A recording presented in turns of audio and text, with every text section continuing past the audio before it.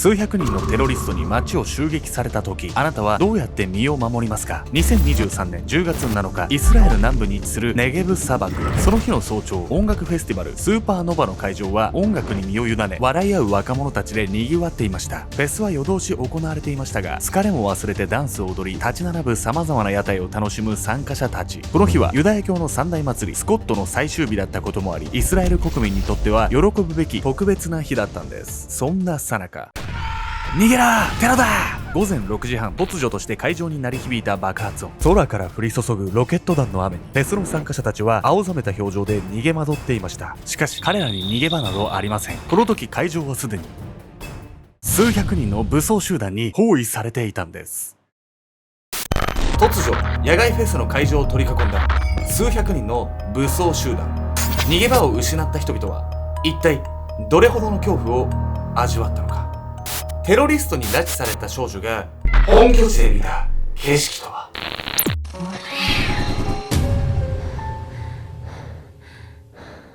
おそす、今週末フィリピンに行くよ。みんなスリには気をつけてね。ひったくりには気をつけてね。ケンちゃんです。フィリピンのどこかに私がいるかも。ヤミミコです。絶対嘘じゃん。絶対来ないって言ってたじゃん。いや、わかんない。来るマジで。だって。じゃあ俺ホテル取ってくる。いや、いいんです、いいんです。私は自分で寝泊まりするところがありますから。じゃあその週さ、ライブ配信する一緒に、向こうで。ちょっとあちらでお会いはできない。なんで絶対来ねえじゃん。絶対来ねえやつじゃん。ちょっとフィリピンであなた様とお会いすることはできないので、ちょっと私も私でちょっと用事がある。俺アルゴメントのために行くんだけど、アルゴより大事なことある？視聴者の皆さんより大事なことあるね。やるんかい。ナマステ。それインドだよ。本日はね、少し特別な回で、ちょっとね、時事性のあるね、話なんですけど、イスラム過激派組織ね、ハマスについてね、扱っていきたいんですけど、いかんせんね、YouTube 側のね、規制もありましてね、どこまでこうお伝えできるかというところなんですけれども、我々の中でね、しっかりと調べさせてもらった上でね、本当にね、ギリギリをこう攻めて、できるだけね、皆さんの学びに役立てるようなね、動画にしたいのでね、ちょっとそんな動画になってるかなと思うのでね、ぜひね、最後までご覧いただければと思います。そもそもこのパレスチナとイスラエルってさ、学校でもちょっと教えてもらうぐらい、なんかずっと問題が起きてる紛争みたいな感じなんだけどさ、問題がややこしすぎて、ちょっと問題が起きた時にもう一回復習しないとよくわかんなくなっちゃうわよね。そうですね。僕らがね、どうこう言えない側面もあるんですけれども、皆さんが気になっているであろう人質のね、方々について、11月初頭のね、時点での最新情報っていうのをね、お届けできればと思います。テロが行われた10月7日、イスラエルの方々が体感した恐怖というのは、一体どれほどのものだったのでしょうか。崩れ去った祭日。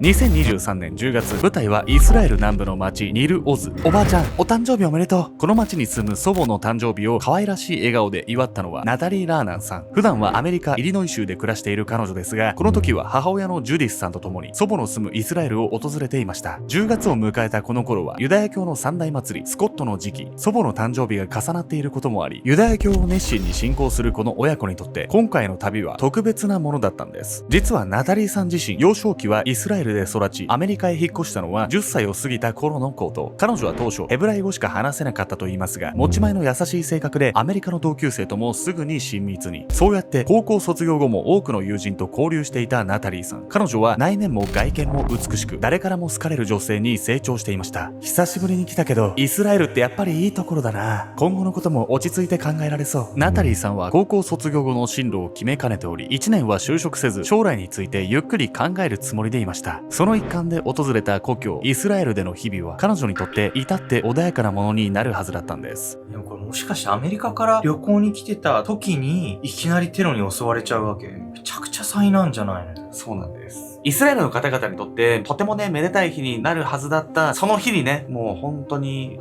劇っていうのが起こってしまったんです。2023年10月7日の早朝、突如鳴り響いたけたたましい爆発音。イスラエル南部で開催されていた音楽フェスティバルスーパーノヴァの会場では、参加者たちがわけもわからないまま逃げ惑っていました。必死に逃走する群衆を追うのはジープの上から銃を乱射する武装集団。会場となったネゲブ砂漠ではそこかしこに血まみれの遺体が転がっており、文字通り地獄絵図の状態となっていました。そう、この日イスラム過激派組織ハマスは対立していたイスラエルへ向け2000発以上のロケット弾を発射。その直後後、彼らの拠点であるガザ地区を囲う塀を破壊し、おびただしい数の兵士をイスラエルへと襲撃に向かわせたんです。音楽フェスが開催されていたネゲブ砂漠はハマスの拠点のガザ地区からわずか6キロの場所、約3000人が集まるその会場は襲撃を行うには格好の標的でした。アラー・アクバル、アラー・アクバル。空へ向かって祝砲のように銃弾を放ちながらイスラムの祈りの言葉を合唱する兵士たち。彼らのジープやトラック、バイクには衣服を脱がされ、後ろ手を縛られた多くの人々が乗せられていました。この襲撃でハマスの兵士たちは会場に居合わせた約260人を殺害、同時に約150人の人質を捕らえ、拠点のガザ地区へと拉致したんです。160人もの遺体が転がってるっていうその言葉だけでもなんか本当に胸が苦しくなっちゃう。戦争の話ってやっぱもう聞くだけでもすごい覚悟がいる話よね。人質としてね、さらわれた人たちも、これから何されるんだろうって生きた心地がしなかったでしょうね、本当に。そして、アメリカから旅行に来ていたナタリーさんにも同じ悲劇が訪れるんです。音楽フェスの会場が襲撃されていたのと同じ頃、ガザ地区に隣接するニル・オズの町では一人の女性が不安そうにスマホの画面を眺めていました。ナタリーもジュディスも無事でいてくれればいいけど。そう、彼女はナタリーさんの叔母、コーエンさん。ハマスの襲撃が始まってからコーエンさんはナタリーさん親子とこまめに連絡を取り合っていました。しかし昼の12時18分に届いたメッセージを最後にナタリーさんからは何時間も連絡が途絶えていたんです。私たちは無事よ、おばさん愛してる。叔母のコーエンさんは当然警察へも通報しましたが、ニル・オズでは街中をハマスの兵士たちが練り歩き、一軒一軒住民を引きずり出している状況。ナタリーさん親子が泊まっているゲストハウスへは迎えるはずもありませんでした。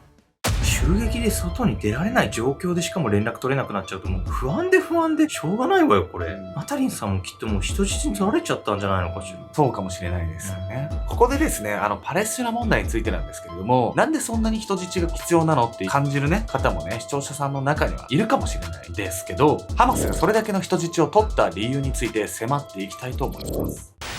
拭えない憎しみ。ハマスがイスラエルから拉致した人質の数は現状分かっているだけで約240人。これだけの数の人質を捕らえた理由についてハマスは次の声明を発表しました。我々は国際社会がパレスチナ人への残虐行為を止めることを望んでいる。これは地球上最後の占領を終わらせるための戦いだ。同時にハマスは人質解放の条件としてこれまでの争いを経てイスラエルの刑務所に収監されているパレスチナ人約6000人の解放を要求。そしてイスラエル政府に対し次のように警告したんです。もし警告なしにガザの人々を攻撃したら直ちに人質の処刑を始める。ハマスの語る地球上最後の占領とは一体どういう意味なのか。本日のメトラキーワード、パレスチナ問題について。パレスチナ問題とは1947年に国連が採択したパレスチナ分割決議に端を発するもの。第二次世界大戦が終結した当時、パレスチナにはヨーロッパで迫害を受けたユダヤ人が多数移住してきていました。そしてこの国に住むパレスチナ人、ユダヤ人ともにそれぞれが独立国家の建国を望んでいたんです。パレスチナ分割決議によってそんなパレスチナ人とユダヤ人の居住区が分割されることに。しかしこの時居住区の分割が平等ではなかったためパレスチナ側が反発。事態は第一次中東戦争に発展し、敗れたパレスチナ人は居住区を追われ難民となってしまうんです。1994年からは難民が暮らしていたガザ地区、ヨルダン川西岸地区でパレスチナが自治を開始。一方でイスラエル軍は未だにこの地区を封鎖しており、パレスチナ人の社会経済活動はその影響で長く停滞したままに。ハマスの言う地球上最後の占領とはこのイスラエル軍の封鎖を指すものだったんです。そのパレスチナ問題なんですけれどもね、メトラキーワードのようにめちゃくちゃ短いね尺で語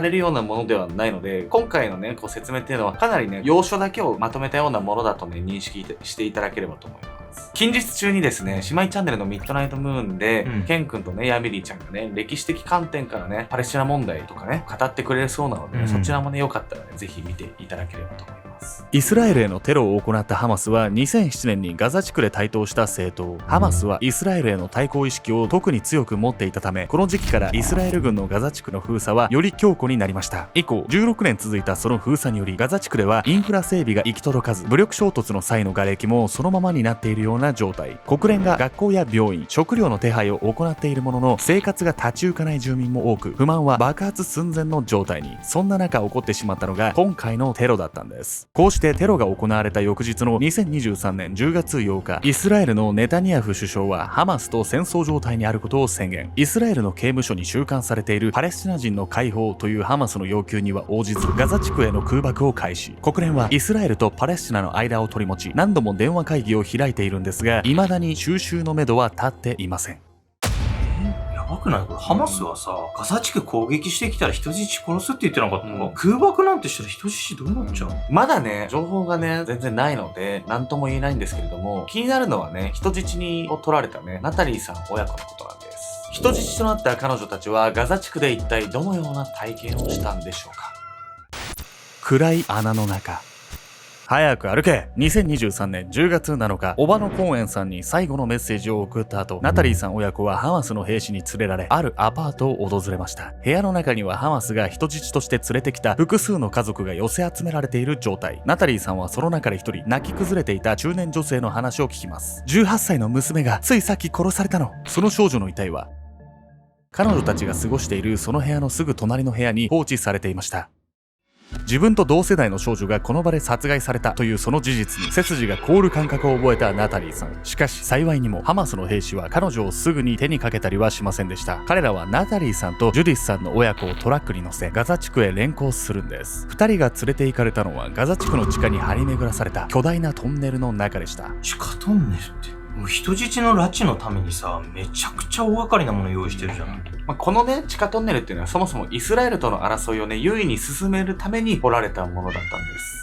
イスラエルのトンネル専門家ダフネ・リシュモン・バラク博士によると、ガザ地区の地下トンネルは非常に入り組んでおり、知らずに突入するとすぐに方向感覚を失ってしまうほどのもの。狭く息苦しさに襲われるその空間は20分を2時間に感じさせるほどだといいます。ハマスの兵士たちはこの地下トンネルの構造を熟知しており、トンネル内にイスラエル軍を引き込むことで過去にも戦闘を有利に進めていたというんです。そんな一般人には極めて劣悪な環境とも取れるガザ地区の地下トンネルへ連れてこられたナタリーさん親子。彼女たちはそこでどのような日々を強いられていたのか。ここからの表現は全て被害者や専門家の話を元にした想像であることをご認識いただければ幸いです。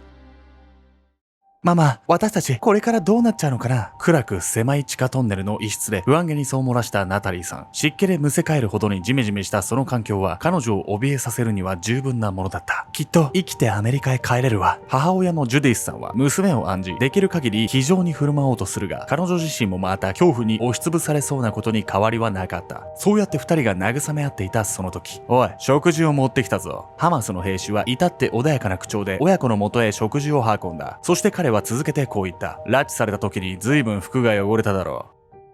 う。新しい服を用意したから食事が終わったらシャワーを浴びてきたらどうだ。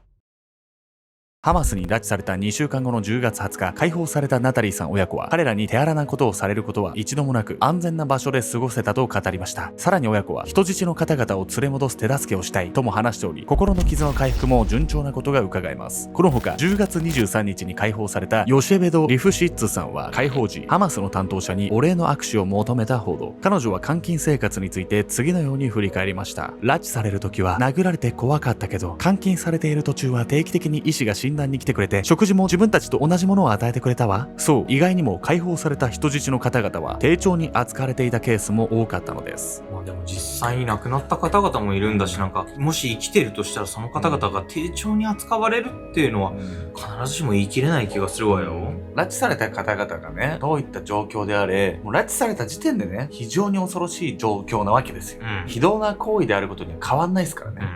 ナタリーさんと母親のジュディスさんを解放した際、ハマスはその理由を次のように述べました。彼女たちを解放したのは人道的な理由から、そして我々を非難しているイスラエルやアメリカの主張が虚偽であると全世界に証明するためだ。ほぼ無傷で解放される人質の方々の存在は、拉致行為があくまでイスラエルとの交渉のためであるというハマスの意思表示なのかもしれません。しかし彼らの攻撃でイスラエル国内に1400人以上の死者が出てしまったことは紛れもない事実。ガザ地区に連れ込まれた後、解放されずに殺害されてしまった方もいると報告されているんです。一方、イスラエルの空爆によりガザ地区で亡くなった人の数は2600人以上。国民の居場所の確保を願う両者が争い、多数の国民が亡くなってしまっては本末転倒。この問題が一刻も早く解決へ向かうことを願うばかりです。そして将来の進路を決めるため、自分探しの期間にイスラエルを訪れていたナタリーさん。予期せぬ災難に見舞われたその経験も、彼女が今後の人生の糧にしていけることを強く願います。